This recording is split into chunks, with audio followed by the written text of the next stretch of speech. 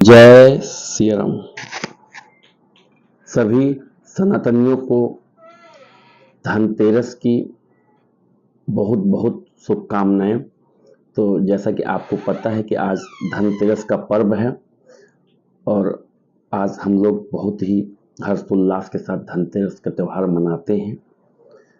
आज हमारे बच्चे बहुत खुश हैं, तो आज हम लोग खुशी से धनतेरस का त्यौहार मनाएं। और जैसा कि आपको पता ही है कि आज हम लोग चौक बनाते हैं, गौ के गोबर से लीपते हैं धरती माँ को। लीपने के बाद फिर उस पर हल्दी से उस पर डिज़ाइन बनाते हैं, आटे के साथ चौक को पोड़ते हैं। तो इन सब में इन सब चीज़ों की ज़रूरत पड़ती है, हल्दी की, आटे की, गौ माता के गोबर की। तो जैसा कि आपको पता ही है कि हम लोग पूजा पाठ में गौ का गोबर तो खोजते हैं, बट हम लोग गौ माता को पालना नहीं चाहते। तो इसलिए अगर आप गौ माता को गोबर तो चाहते हैं, पालना नहीं चाहेंगे तो क्या होगा? 100% गौ हत्या आज के टाइम क्यों बढ़ रही है? इसलिए बढ़ रही है क्योंकि हम खाली गौ का दूध तो हमें पीना है, गोबर हमें चाहिए गौ माता का पूजा पाठ के लिए, लेकिन गौ माता को हम पाल नहीं सकते। तो ये हमारी जो मन की जो भ्रम है, इसे दूर करना चाहिए। कम से कम कोशिश करिए, एक छोटी गाय अगर 1 लीटर भी दूध दे रही है तो कम से कम शुद्ध दूध तो हमारी फैमिली को मिल रहा है। 2 लीटर 1 लीटर जो भी को दे रही है, कम से कम शुद्ध दूध हमारे बच्चों को। आपको पता ही है कि गाय के दूध में जितना गुण है वो किसी दूध में हमें नहीं मिलता है। तो कोशिश करिए कि अगर आप गौ हत्या रोकना चाहते हैं ना, गौ पालन भी करिए। उससे क्या होगा कि हमारी गौ माता की जो दिनों दिन हत्या हो रही है, कहीं आदमी, कुछ लोग तो ऐसे भी हैं, दूध निकाल लिए, दूध निकालने के बाद रोड पे छोड़ देते हैं, कहीं एक्सीडेंट में, कहीं कहाँ। आप देखिए ना आजकल कितनी संस्थाएं चल रही हैं गौ माता को बचाने के लिए। तो हमारा भी ये कर्तव्य होना चाहिए कि कम से कम एक गौ को पालें। जब हम पालेंगे तभी उनकी हत्या कम होगी।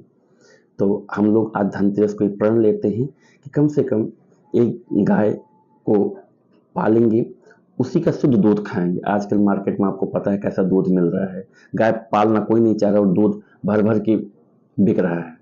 भगवान जाने कैसा दूध है। हम किसी पर सवाल नहीं उठाना चाह रहे, बट हमें भी पता है, आपको भी पता है, घी मार्केट में खूब मिल रहा है।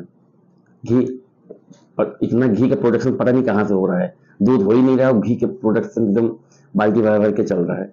तो आइए इसी के साथ श्री रामचरितमानस शुरुआत करते हैं। जय श्री राम। नित नव चरण उपज अनुरागा, बिसरी देह तपहि मनु लागा। संबत सहस मूल फल खाए, सागु खाई सत बरस गवाए। स्वामी के चरणों में नित्य नया अनुराग उत्पन्न होने लगा और तप में ऐसा मन लगा कि शरीर की सारी सुध बिसर गई। 1000 वर्ष तक उन्होंने फूल और फल खाए, फिर 100 वर्ष साग खाकर बिताए। कछु दिन भोजन बारी बतासा, किए कठिन कछु दिन उपवासा। बेल पाती नहीं परई सुखाई, 3 सहस संबत सोई खाई। कुछ दिन जल और वायु का भोजन किया, फिर कुछ दिन कठोर उपवास किए। जो बेलपत्र सूख कर पृथ्वी पर गिरते थे, 3000 वर्ष तक उन्हीं को खाया। पुनि परिहरे सुखानु परना, उमहि नाम तब भयउ अपर्णा। देखि उमहि तप खीन शरीरा, ब्रह्म गिरा भय गगन शरीरा। फिर सूखे पण पत्ते भी छोड़ दिए, तभी पार्वती का नाम अपर्णा हुआ। तब से उमा का शरीर छीण देखकर आकाश से गंभीर ब्रह्मा वाणी हुई।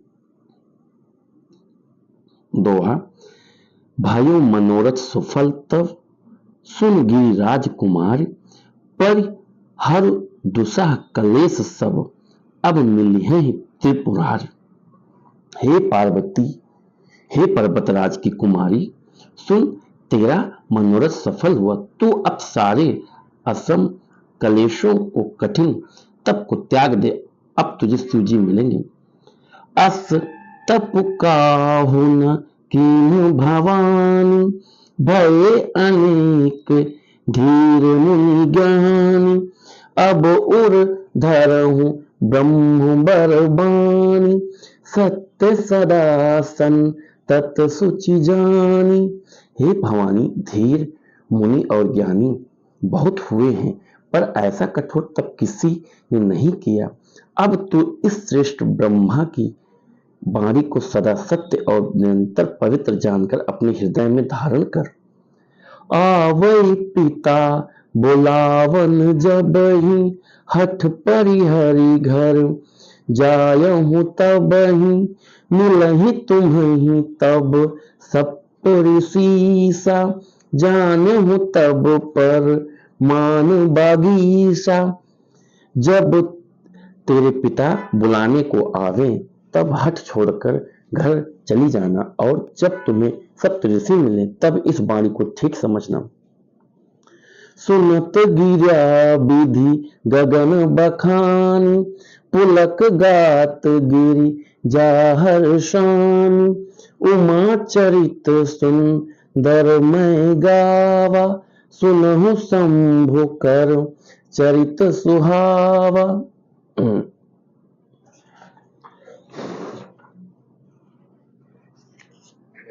इस प्रकार से कही हुई ब्रह्मा की वाणी को सुनते ही पार्वती जी प्रसन्न हो गईं और हर्ष के मारे उनका शरीर पुलकित हो गया। यज्ञवल्क्य जी भरद्वाज जी से बोले कि मैंने पार्वती का सुंदर चरित्र सुनाया, अब शिव जी का सुहावन चरित्र सुनो।